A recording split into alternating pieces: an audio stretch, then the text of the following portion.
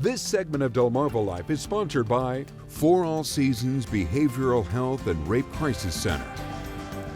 From TikTok to late night gaming, screens are everywhere, nearly unavoidable, that is, in kids' lives. In fact, children and adolescents in the United States spend an average of 7.5 hours per day on screens, including phones, gaming, TV, and computers. Guilty.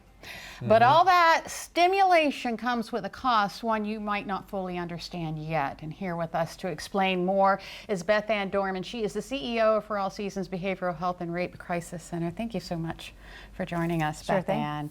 So, what impact are you seeing on young people when it comes to their sleep, school, mental health in relation to the screen time? Sure, you know, screens are great for many things, but where we see them start to take a downturn is we see kids who have elevated dopamine levels, which means that their sleep is being affected.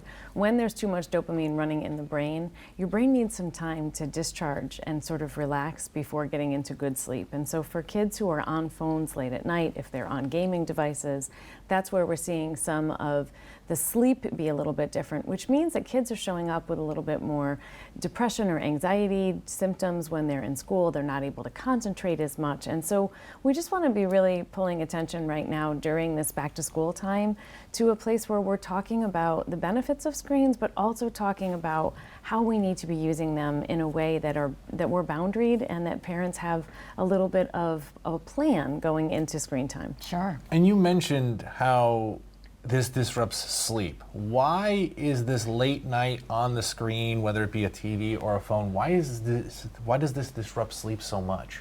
Well, because the dopamine in our brain keeps our brain moving. So it's sort of a rush of adrenaline that gets into the brain system. And so if the last thing that your brain is doing before you close your eyes at night is being stimulated, it's kind of like going out for a long run. Like Lisa, you and I talk about runs.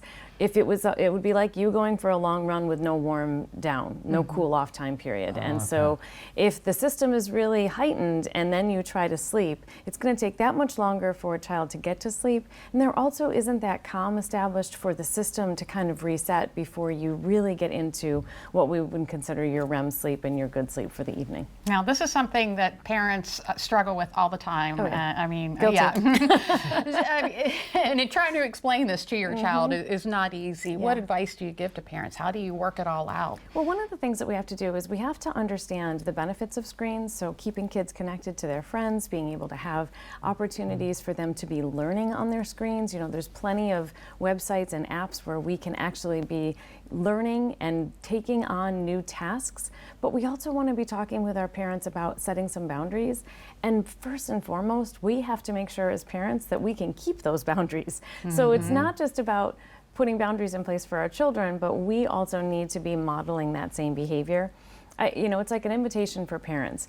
Put some boundaries in place, but don't make them so lofty that then we can't, as parents, hold our end of the bargain. So maybe it's about not having screens in the room late at night. Maybe it's about pulling back for 15 minutes more when, you know, maybe right now it's 9:30, maybe pulling back to 9:15 because that feels manageable, and making sure that we can stay consistent as well, because sometimes what happens with our children is they're watching us be in our phones doing this while we're having a conversation. And so being able to also have the conversation where your child can say, hey, mom, dad, like, I'm talking to you, can you put your phone down? Yeah. And us responding in the same way that we are asking our kids to respond. And there are so many negatives that is always brought up, whether it be the media about the screens and the kids, but there are some positives that come out of screen time. Yeah, absolutely. You know, our kids, like I said, they're staying connected. They're staying in communication with their friends. Sometimes even on long road trips, I have 4 teenage boys and they might be all playing one game on their phones. At the same time, there is some community and connection that's created. And there's also plenty of space for children to be learning a new skill or learning a new task, playing music, doing all sorts of things on our phones that are a benefit. And so really balancing out that it isn't all bad. You don't have to X everything. You just have to do it in moderation. Good advice. Beth Anne Dorman, For All Seasons. Thank you so much for sharing with us today.